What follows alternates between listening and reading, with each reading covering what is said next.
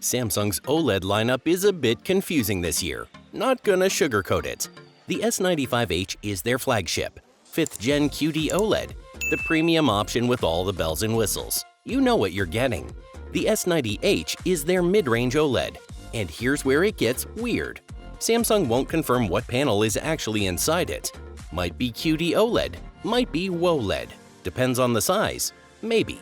Let me walk you through what we actually know about these two and help you figure out if the upgrade is worth it. Just follow our secure links to land on the right pages with the right discounts. Let's go!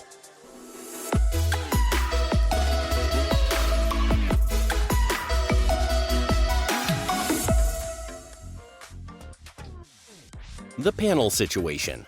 The S95H uses Samsung's 5th generation QD-OLED panel. This is the good stuff.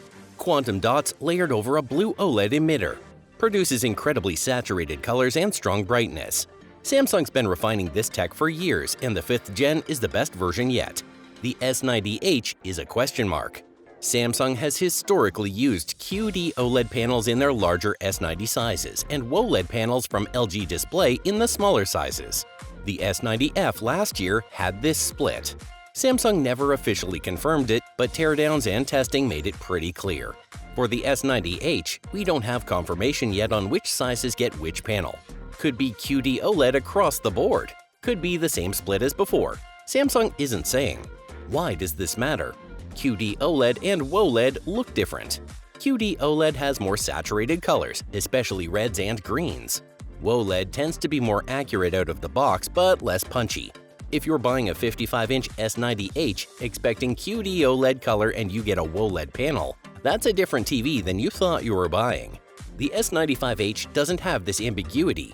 QD-OLED, all sizes, done. Brightness. The S95H hits around 2700 nits peak brightness. That's 35% brighter than last year's S95F. Seriously impressive for an OLED. Gets close to what some mini LED TVs can do. The S90H is about 15% brighter than the S90F. Samsung hasn't given exact numbers, but we're probably looking at somewhere between 1500 and 1800 nits, depending on the size and panel type. That's a meaningful gap. The S95H will have more HDR punch. Highlights pop better. Bright scenes maintain their intensity better. The difference is visible in person. For a dark room, both are plenty bright. For a room with some ambient light, the S95H handles it better. The anti-glare coating. Both TVs get Samsung's OLED glare-free matte coating this year. That's actually a big deal for the S90H. Last year, the S90F had a glossy screen. The S95F got the matte glare-free coating. This was one of the clearer differentiators between the two lines. If you wanted Samsung's anti-reflection tech, you had to buy the flagship. Now, both have it. The S90H getting glare-free is probably the biggest upgrade it received this year. The matte coating diffuses reflections instead of bouncing them back at you. Overhead lights become soft blurs instead of bright spots. Windows behind you don't create a mirror image on the screen. It's Samsung's answer to the reflection problem that plagues glossy OLEDs. Some people prefer glossy screens. They argue the matte coating slightly softens the image, reduces micro-contrast.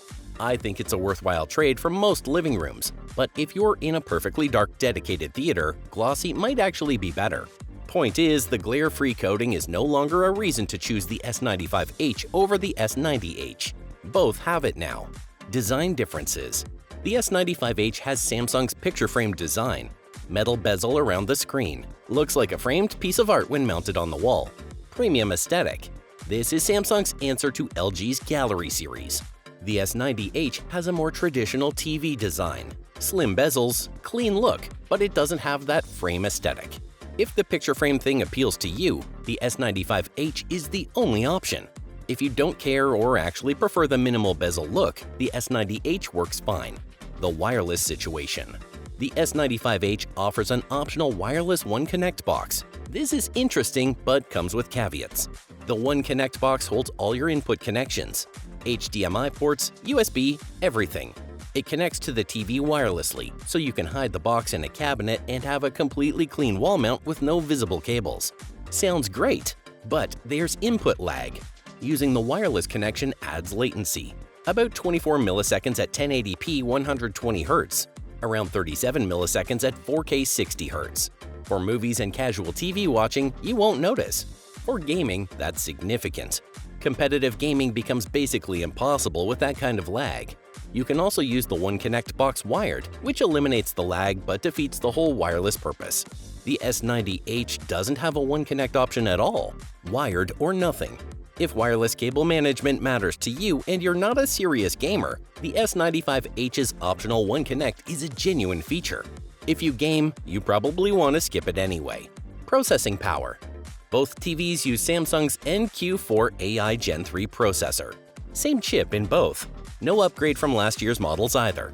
Samsung kept the processing identical across their OLED lineup and didn't bump it up from the previous generation. This means AI upscaling, motion processing, and picture analysis should be essentially identical between the S95H and S90H. Whatever processing advantages exist come from the panel differences, not the chip. Not a huge deal, the NQ4 is capable. But if you were hoping the S95H had better processing to justify the premium, it doesn't. Gaming features. Both support 4K at 144Hz with VRR. Both have game mode with low input lag. Both support AMD FreeSync Premium. The S95H adds 4K at 165Hz support. Slight bump over the S90H. Most people won't notice. Current consoles max out at 120Hz anyway. Only relevant if you're connected to a high-end PC with a graphics card that can push those frame rates. Both lack Dolby Vision gaming. Both lack HDMI 2.2. Neither supports DTS audio. For most gamers, these TVs perform identically. The 165Hz versus 144Hz difference is marginal.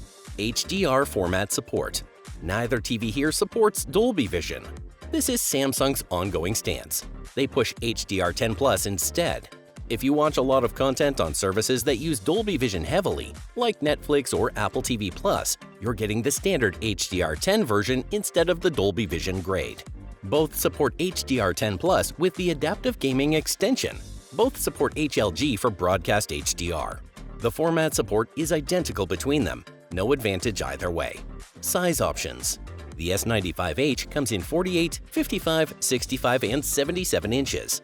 The S90H comes in 42, 48, 55, 65, 77, and 83 inches.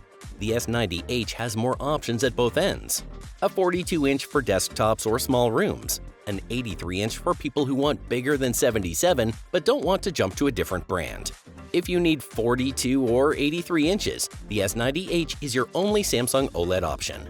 Who should buy the S95H? The S95H fits you if you want guaranteed QD-OLED. No ambiguity about what panel you're getting. The flagship gets the flagship tech. Brightness matters to you.